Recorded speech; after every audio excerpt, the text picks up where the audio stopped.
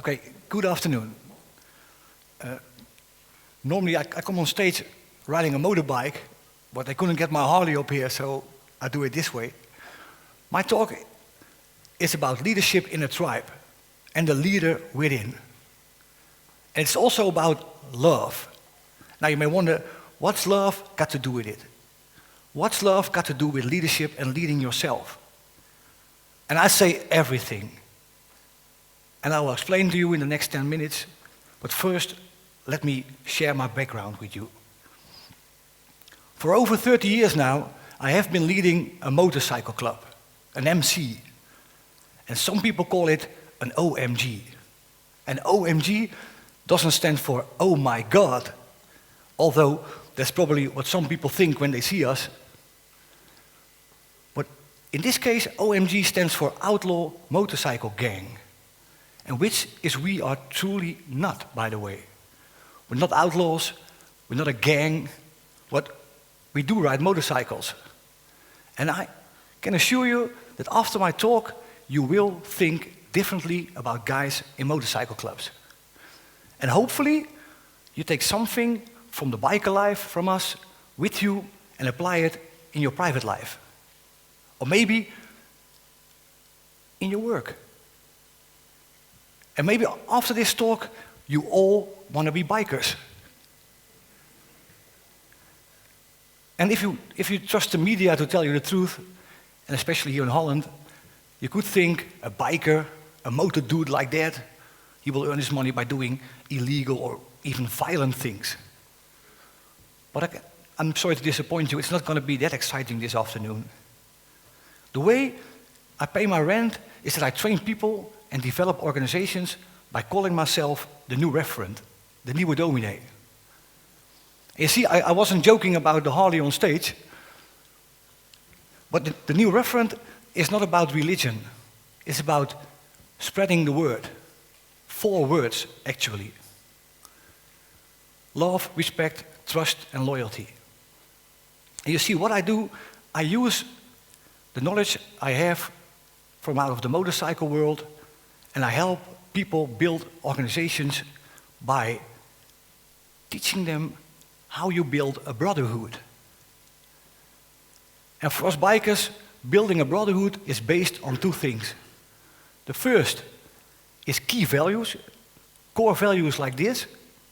Love, respect, trust, and loyalty are our core values. And the second, it's based on a quote of the role model for us bikers. The example of loving and respecting each and everyone alive. And you guessed it, it is Mother Teresa. And she said, the problem in the world is that we draw the circle of our family too small. And if you listen to the leader within, to your inner voice, then you will hear that there's only one human species. And that's humanity. So what we do is these core values in our club, trusting and loving each other, is something that's not for sure. That takes a lot of work. Trusting your brothers in an unconditional way requires a lot. It requires me to open up and stay open, to have the guts to be vulnerable, to have the guts to depend on my clubmates entirely. And that means spending a lot of time together, experiencing difficult situations together, and being there for each other when the moment of truth has come. And ultimately, it could mean that I have to give up my freedom for them. And in the worst case scenario, it could mean that I have to give my life for them. And why? People, why would you do that? Because I feel and I know that they would do the same for me.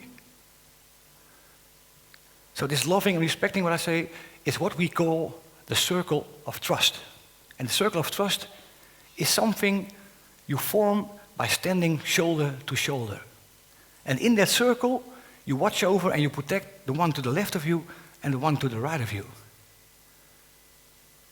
And in that way you form a circle in which everybody in that circle is looked after by each and every one of them. And that circle, and within that circle, that's our tribe. And a tribe, to me, a tribe is a group of people that trust each other, take care of each other, and rely on each other. And in fact, it's very similar to my own family at home, which I see as a tribe as well.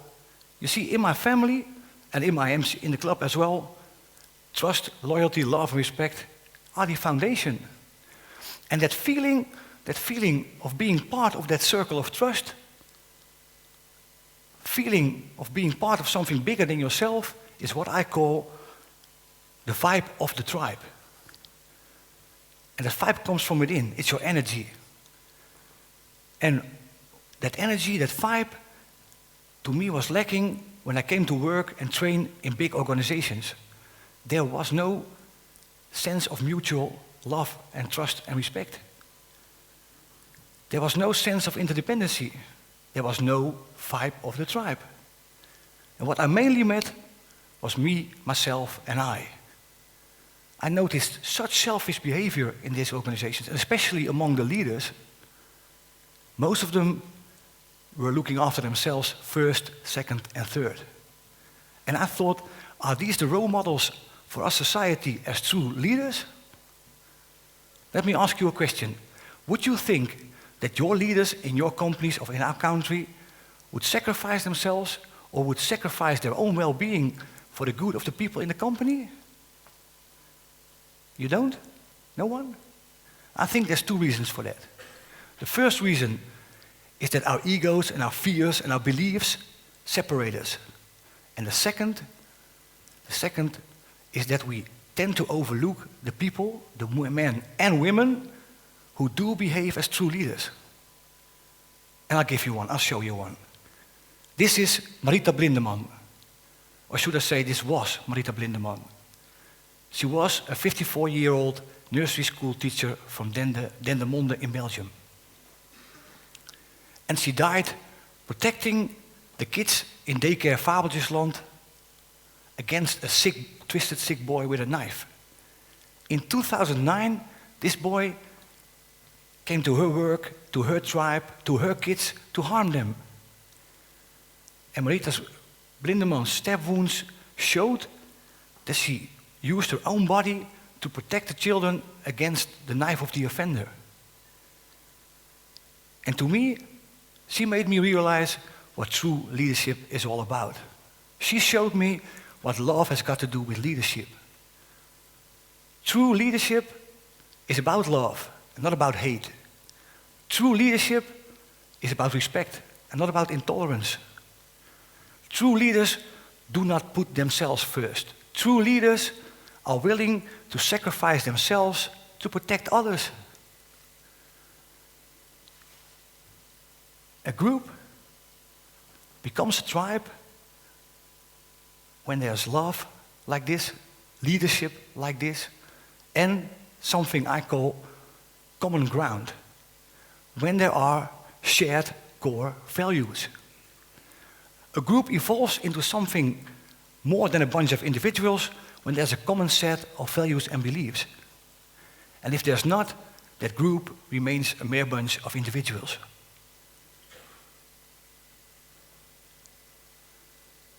You see the difference between an organization and a tribe and these core values. Let me show you by doing a little test. Would you please stand up for me for a second? Thank you. And I have a limited amount of time. So, okay, thank you. The first question is 4 questions. The first one, who of you works for a boss or for a company, large or small? Please remain standing, and the others sit down. If you don't work for a boss or for a company, if you work for yourself or you don't work at all, please sit down. The second is, who of you are still standing are very familiar with the terms of employment? So the terms of employment are how much money do you have to pay you each month, how much days off is in the paper, that kind of stuff. Are you very familiar with it? Please remain standing. Okay, okay. The third question. How much of you are very familiar with each and every one of the core values of the company you work for? If you can reproduce them, remain standing. And if you're in doubt, please sit down. And the last question. How much of you see or feel that these core values of the company are your own core values? Are these the same? And if it's not, please sit down. Okay, thank you. You see, you can sit down now. There were only a few of you standing, and that's no shame. It's no shame that most employees know exactly everything about the terms of employment. But they have no clue about the core values of the company they work for. And that, ladies and gentlemen, to me, is the difference between an organization and a tribe. The difference, core values determine the difference between a coming together, a conditional coming together in an organization, and an unconditional being together in a tribe. So, let me give you a sincere advice as the nieuwe dominee. Let's form new tribes. Let's form new circles of trust. And keep Mother Teresa in mind, don't draw these circles too small. But let me tell you this, not as a referent, but as a human being, we're all part of the same tribe, and that tribe is called humanity. And it takes you to be a leader. And you can say, why on earth should I be a leader? I'm not a leader. And I say that's bullshit. Everybody is a leader. You're all the leader of at least one person, and that is you. And that person deserves you to lead the hard way. How can we transform these organizations into tribes? And we need tribes. There's a huge need for companies where people can feel safe and leading their hard way. But I know it's a big thing to take on. Especially on your own, it's almost not possible to change an entire organization or transform an organization into a tribe all by yourself. And therefore, I'd like to finish with the last quote of our role model for us bikers, Mother Teresa, and she said also this. She said, not all of us can do great things, but we all can do small things with great love. So, start loving and respecting the one to the left of you and the one to the right of you. True leadership starts with love, respect, trust, and loyalty for the ones in your tribe. And at least be you. It means when you're yourself and you listen to your leader within, then the vibe of the tribe will be there. And as last, I want to ask you, what's the alternative? What's the alternative to not listening to the leader within? The alternative is to live a life that is not authentically yours. And if you don't listen to your leader within, you turn away from the very things the world needs.